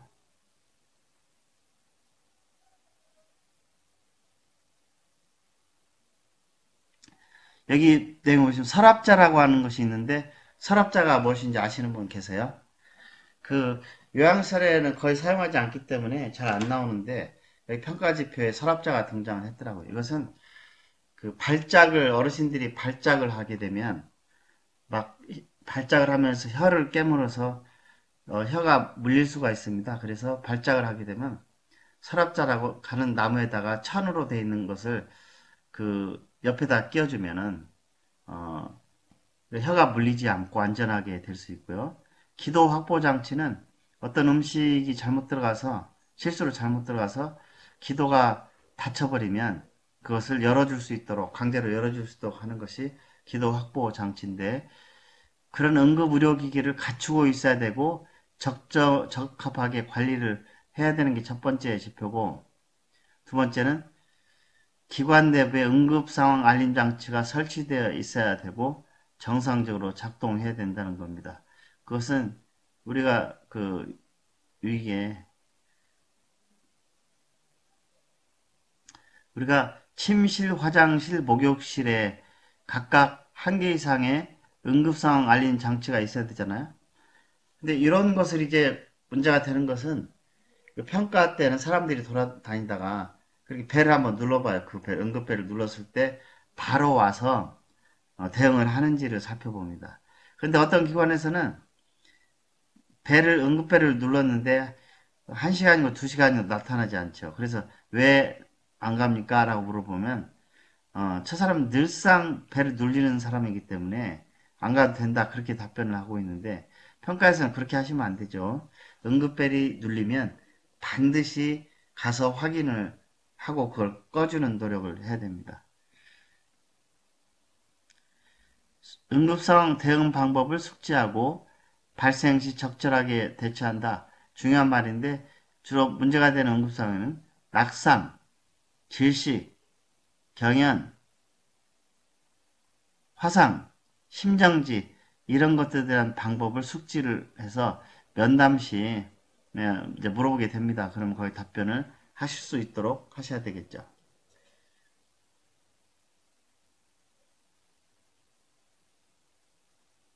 그 다음에 환경 및 안전 평가의 마지막입니다. 24번.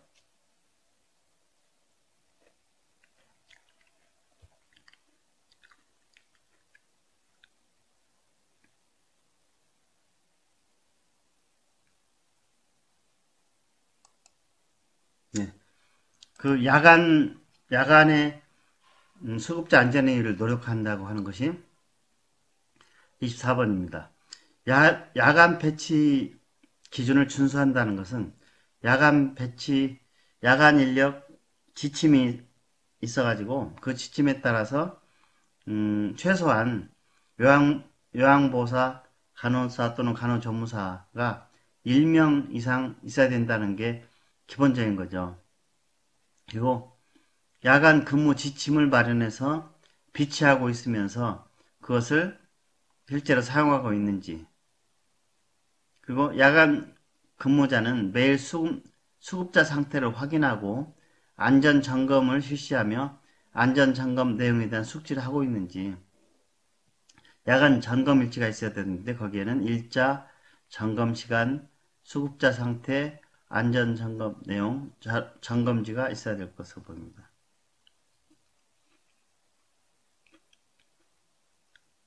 그래서 말에 여러 가지 확인하는 게 있는데 이건 읽어보시면 될 것 같고요. 그래서 기관 운영과 환경 및 안전 집행까지는 이제 끝났고, 오늘 수급자 권리 보호까지만 두 번째 세미나에서 하는 것으로 하죠. 그래서 한 5가지만 하면 되니까 좀 졸리셔도 조금만 참아주시기 바랍니다. 수급자 권리보장 지표 21번, 지표 25번, 평가지표 25번, 수급자의 알 권리를 보장을 하는 것. 이것은 무엇이냐 한번 살펴보죠. 평가지표 25번입니다. 여기에서는 먼저 그 수급자 알 권리를 위해서 기관에 들어오면 급여 이용에 필요한 정보를 기관 내부에 게시하고 있어서 꼭 대문 안에 들어오면 널찍한 게시판이 마련되어 있어요. 널찍한 게시판이 마련되어 있는데 그곳에 들어가 있는 것은 운영규정 개요, 종사자 근무 체계, 직종별 직원 배치 인력, 주야간 평휴일, 직원 인력 등이 어떻게 되어 있는지, 제공하는 장기요양 급여의 종류, 노인요양설이냐, 노인요양 공동으로 생활가정이냐, 그런 내용들. 그 다음에 비급여 대상 항목 및 비용이 어떻게 되느냐. 비급여 대상은 주로 상급 침실 이용료, 그 그 다음에 임용비, 간식비, 그 다음에 식자재비 이렇게 돼 있죠. 그런 것들을 금액은 얼마고 어떤 항목이 있는지 그런 것을 게시하도록 되어 있고, 시설의 규모나 설비, 시설의 규모가 어떻게 되는지, 몇 미터, 땅 면적은 얼마고 대지 면적은 얼마고 이러한 내용들. 그 다음에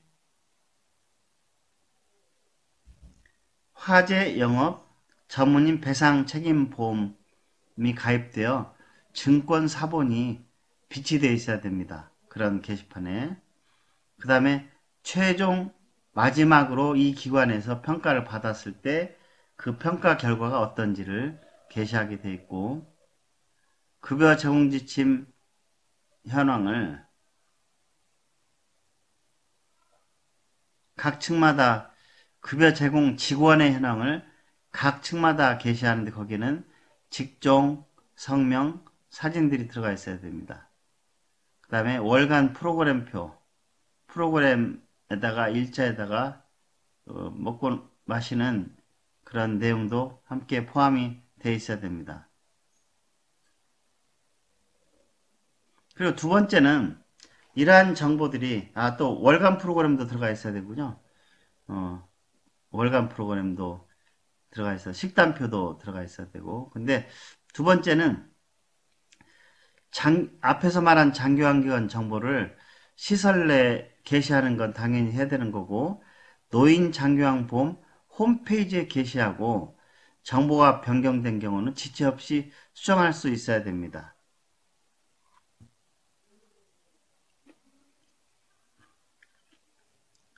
그래서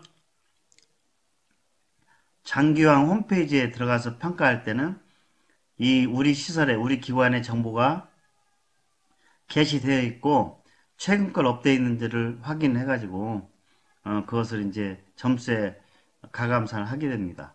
그래서 신고 항목은 주소, 전화번호, 팩스번호, 이메일 주소, 직원 현황, 그 다음에 장교양 이용 계약에 관한 사항이라든지 사진, 홈페이지의 교통편, 홈페이지 주소, 교통편, 주차시설이라든지 비급의 항목, 이런 내용들이 대기자 현황까지 이런 내용들이 들어와 있으면 좋을 것 같고요. 그 다음에 이번에 신설된 것으로서는 기관의 정보를 포함한 이용 안내서를 기관 내부에 비치하는 겁니다. 그래서 기관 내부 게시 정보라든지 기관의 특성, 우수 사례 등을 나타내는 그런 거, 이건 신설이라서 준비하셔야 되겠네요. 다시 한번 정리하면 급여용에 필요한 정보를 기관 내부 게시판에 전시하는 것, 두 번째는 장기요양 기관, 노인 장기요양보험 홈페이지에 게시하는 것, 세 번째는 어떤 거죠? 이용 안내서를 기관에 배치를 해야 된다. 이제 그런 정보죠. 예. 기관의 특성을 고려한 우수 사례들도 여기서 발표를 해야 되죠.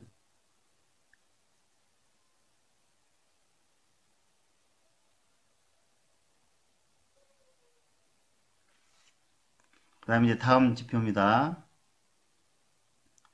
수급자 참여 강화. 수급자 참여 강화에서는 모든 수급자는 상담을 분기별 이상 1회 이상 실시해야 됩니다. 그래서 하루라도 분기별 1회 하는 것들이 빠지면 감점이 되게 돼 있죠. 그래서 상담 직원이 누구고 상담 대상자, 상담 내용이 무엇인지를 기록을 해야 되고요. 수급자 또는 보호자 의견을 연 1회 이상 급여에 반영을 해야 됩니다. 네. 그 다음에 이제 보호자의 소통을 위해서 단기별 1회 이상 소식지를 제공하거나 SNS를 활용하거나 정기적 회의를 개최하는 것이 필요하다고 봅니다.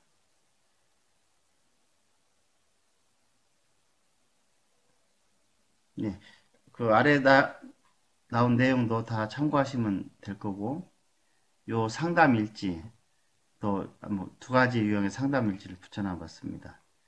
잘 활용하시고.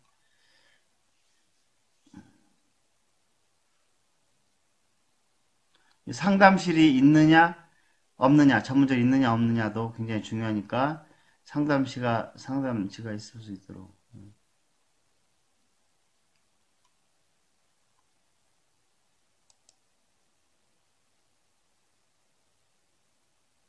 그 다음에 가족 및 지역사회 교류 평가지표 27번 가족 및 지역사회 교류를 통한 수급자의 사회관계 증진을 위해 노력한다는 것입니다.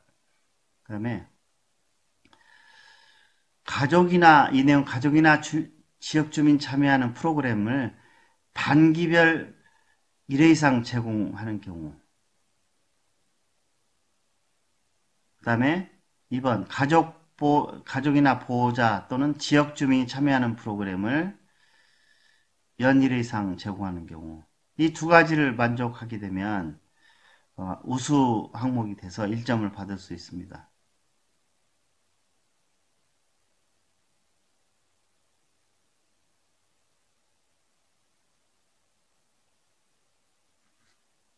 그 다음에 수급자가 지역사회 주최하는 월 행사에 연 1회 이상 참여하는 경우. 이것도 기록이 포함되죠.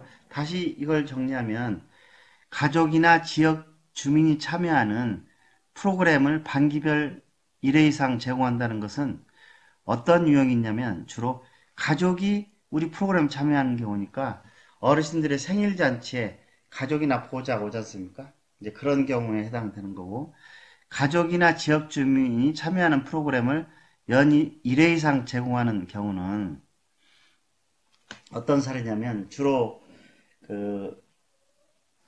어버이날과 성탄절, 크리스마스 날 같은 때 주변에서 참여하는 사람들이 많이 있어요. 유치원 같은 데서 요양시설로 많이 찾아오죠. 그런 형태고, 수급자가 지역사회 주최하는 행사 연일에 참석하는 경우, 이때는 어린이날 같은 때 우리들이 또 유치원이나 어린이집을 방문해서 지역 행사에 참여하는 그런 사례가 될 것 같습니다. 그래서 실제로 너무 어렵게 생각하지 마시고 주변에서 가볍게 왔다 갔다 할 수 있는 그런 곳을 기준을 만들어 놓으면 좋을 것 같습니다. 여기 이제 지역사회 참석하는 그 기록지를 보여드렸고, 그 다음에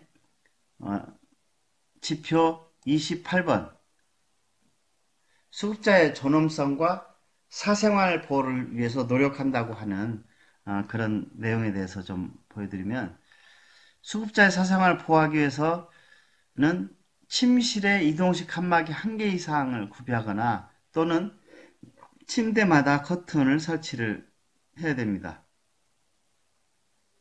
자, 여기서 좀 부연 설명을 드리면 2인실의 경우는 침실에 이동식 칸막이 1개 이상 설치하고 침대마다 커튼 설치하려면 2개의 커튼이 설치돼야 되겠죠. 양쪽이고. 3인실의 경우는 어떻습니까? 3인실의 경우도 이동식 칸막이는 1개 이상이 되고 침대마다 커튼은 3개를 쳐야 된다는 얘기겠죠. 쉽게 설명하면. 그 다음에 수급자 침실에 개인 물건을 보관하는 경우, 이건 당연히 돼 있죠. 서랍장이 돼 있고, 합숙용 침실로 남실 및 여실로 각각 구분하는 것은 뭐 거의 안 해놓은 데가 없이 그렇게 하기 때문에 문제가 없고요. 수급자의 존엄성을 배려해서 급여를 제공하기 위해서 면담을 하고 관찰을 하는데, 급여 제공 시 존칭을 사용하고 수급자를 존중하는 태도를 보인다. 그래야 된다는 거죠. 또 서비스 제공 전에 수급자에게 서비스 내용을 알리는 것. 이게 이제 평가에서 현장에서 실제 평가를 하게 되는 건데, 순회를 하면서 평가를 하는 사람은, 관찰을 하는 사람 계속 관찰하면서 요양보호사 선생님이나 간호사 선생님이 서비스를 하면서 이 서비스 내용이 뭔데요? 라고 설명해 주는 게 습관화가 돼야 됩니다. 그런데 습관화가 안 되면 그냥 깜빡 잊고 그냥 말을 하다가 적발이 되는 사례죠.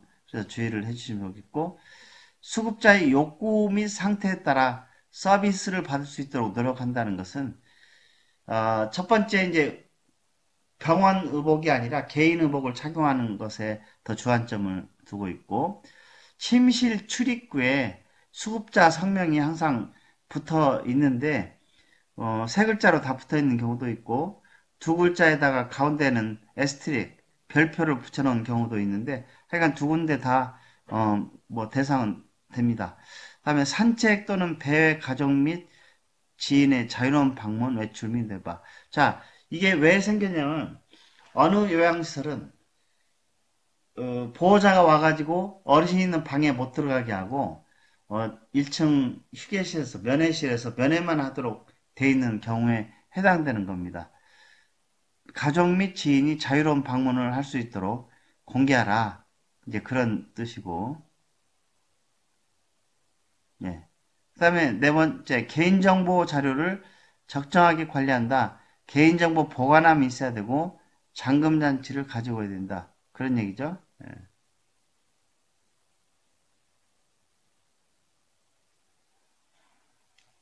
자, 이런 네 가지 조건을 만족시키시면 되겠고, 수급자 권리 보장 마지막 지표는 노인 인권 보호에 관한 얘기입니다. 자, 이 노인 인권 보호 지침은 지침이 만들어져 있어야 되는 건 이미 앞에서 말씀드렸고, 노인 인권 보호 지침을 모든 보호자 또는 수급자에게 제공하고 노인학대에 관한 정보를 게시 및 수록해야 된다. 자, 여기서 세 가지 조건이 있죠. 모든 보호자에게 제공해야 된다. 뭘? 노인인권보호 지침을.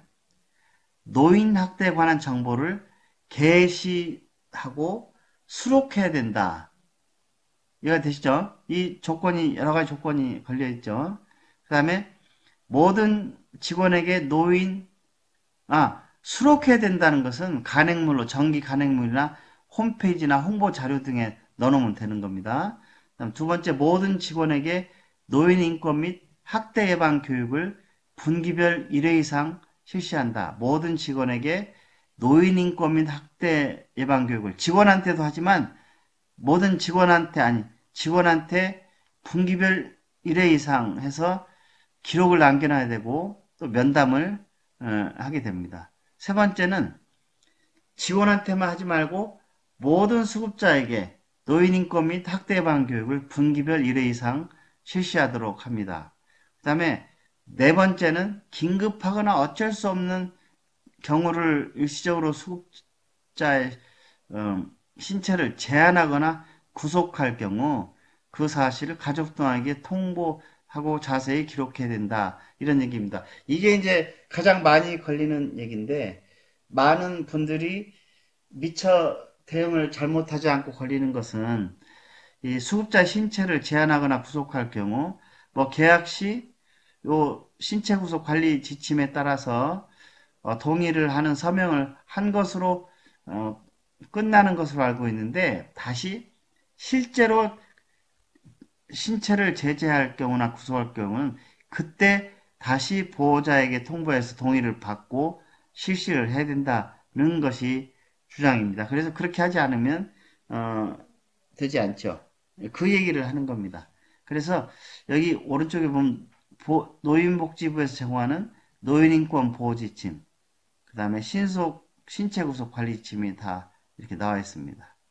예.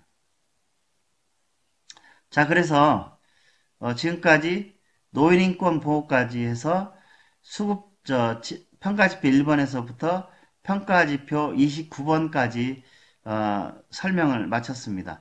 그래서 지금 마쳤지만 앞으로도 각 지표별로 추가로 설명할 내용들은 여기에 다 올려놓을 테니까 지금 빠져있는 것이 Q&A 부분을 작업을 하다가 아직 못 마쳤는데 이 각 지표에 들어갈 내용들은 이 Q&A에서 나온 거라든지 특별한 발표에서 나온 것들을 전부 다 입력을 해 놓을 겁니다. 그래서 그것은 지속적으로 업데이트하는 것이니까 보고 따라서 이렇게 참고를 하시면 좋을 것 같습니다. 그래서 앞으로 세 번째 언택트 세미나에서는 상세 평가지표 3번 급여 제공 과정과 급여 제공 결과에 대해서 말씀을 드리고 끝나려고 합니다. 혹시 질문하실 것이 있으시면 질문해 주시기 바랍니다. 질문을 하실 때는 음성 소거를 한 것을 음성 소거 제한을 해제를 하시고 말씀을 하시고 나면 다시 음성 소거를 하시면 될 것 같고요. 자, 질문이 없으십니까? 질문이 없으시다는 것은 모두 다 잘 이해를 하셨다, 아니면 아무것도 모르겠다, 둘 중에 하나겠죠. 예, 그건 여러분들이 판단하시도록 하고, 질문이 없으시면 다음 시간에 제3차 세미나에 나머지 상세 평가지표 3을 하도록 하고, 공식적으로는 3번 하도록 되어 있으니까 그렇게 하고, 수시로 새로운 사항이 뭐 공단이 새로운 발표를 했다고 하면 언택트 세미나로 계속 평가 지원을 하도록 진행하겠습니다. 오늘 바쁘신데도 불구하고 이렇게 그 언택트 세미나, 한국 백만인 클럽이 주관하는 언택트 세미나에 평가 지원 세미나에 잘 참석해 주셔서 시청해 주셔서 감사합니다. 감사합니다. 다음 세미나에 꼭 참석해 주세요. 처음에는 5명, 두 번째 세미나에서 27명, 세 번째 세미나에서는 약 100명 정도 참석할 걸로 예측을 하고 있습니다. 감사합니다.